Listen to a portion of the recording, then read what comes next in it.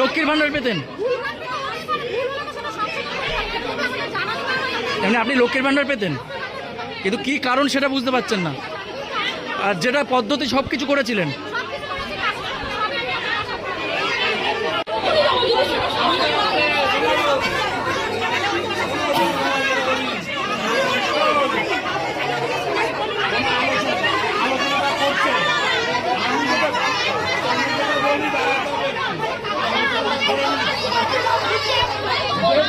সময়